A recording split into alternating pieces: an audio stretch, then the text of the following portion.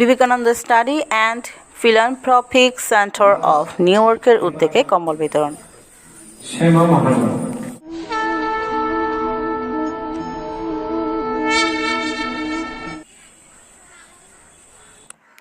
Vivekananda Study and Philanthropic Centre of New York ইউএসএর আর্থিক সহযোগিতায় চট্টগ্রাম রামকৃষ্ণ সেবাশ্রমের ব্যবস্থাপনায় রাউজান রামকৃষ্ণ আশ্রম পরিচালনা পরিষদের সার্বিক সহযোগিতায় শীতার্ত দুস্থদের মাঝে আজ বিকাল ৩ ঘটিকায় কম্বল বিতরণ করা হয়।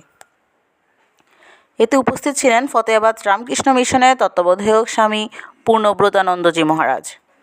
আরও উপস্থিত ছিলেন রাউজান রামকৃষ্ণ আশ্রম পরিচালনা পরিষদের নবনির্বাচিত সহসভাপতি দীপক দাস, সমল চৌধুরী শ্যামল, সাধারণ সম্পাদক মানু কর্মকার মান্না, সহ সম্পাদক রুবেল শীল, সুজিত শীল, অর্থ সম্পাদক মানস সরকার, নির্বাহী সদস্য চঞ্চল চৌধুরী, সুকান্ত শর্মা, অনিমেষ রুদ্র, কৃষ্ণ কর্মকার ও শ্যামল বণিক। সভা শেষে ভার্চুয়ালি বক্তব্য রাখেন মন্দির পরিচালনা পরিষদের নবনির্বাচিত সভাপতি গৌরাঙ্গ চন্দ্র দে। শক্তি সকলের ভিতরেই বর্তমান, আমাদের এটা জানা নেই। আমরা যদি পরিশ্রমী হই, আমরা যদি ঈশ্বর বিশ্বাসী হই আর সবাই যদি পরিশ্রম করি, তাহলে আমাদের দুঃখ দূর হয়ে যাবে। আমার অসুস্থতা যেহেতু আমি চিকিৎসার জন্য বাইরে থাকার আজ উপস্থিত থাকতে পারিনি বিধায় ক্ষমা প্রার্থী। রামকৃষ্ণ মঠ ও রামকৃষ্ণ মিশন এর মূল লক্ষ্য মানবতার সেবা করা, যা বিধর্ম বর্ণ নির্বিশেষে রামকৃষ্ণ মঠ ও মিশন প্রতি বছর অসহায় ও দুস্থদের সেবায় এগিয়ে আসে। সুস্বাস্থ্য দীর্ঘায়ু কামনা করছি।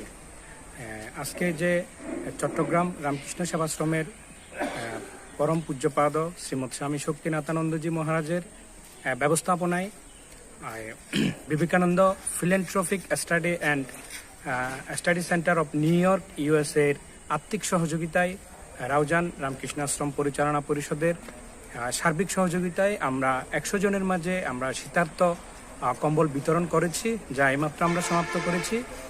এবং সেই সাথে গত মাসে আমাদের সাধারণ সভা পরবর্তীতে আমরা 15 জন বিশিষ্ট, আমাদের সংবিধানের আলোকে আমরা 15 জন বিশিষ্ট কমিটি করি। কমিটির আজকে যারা উপস্থিত ছিলেন তাদেরকেও ধন্যবাদ জানাই। এবং সেই সাথে আমাদের মাঝে আজকে কম্বল বিতরণে আশীর্বাদক হিসেবে উপস্থিত ছিলেন ফতেয়াবাদ রামকৃষ্ণ মিশনের পূজ্যপাদ স্বামী পূর্ণব্রতানন্দজি মহারাজ।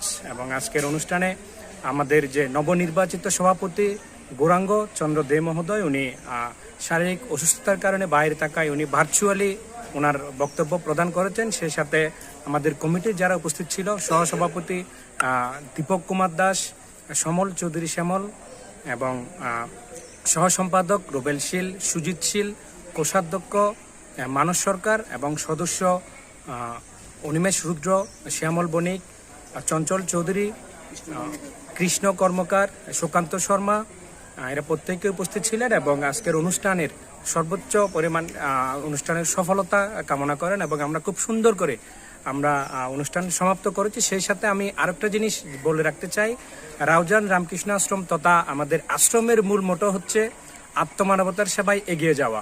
আমাদের অনেকগুলো কর্মকাণ্ডের মধ্যে সবচেয়ে বেশি যেটা আমরা বাজেট রাখি সেটা হচ্ছে সেবামূলক খাত।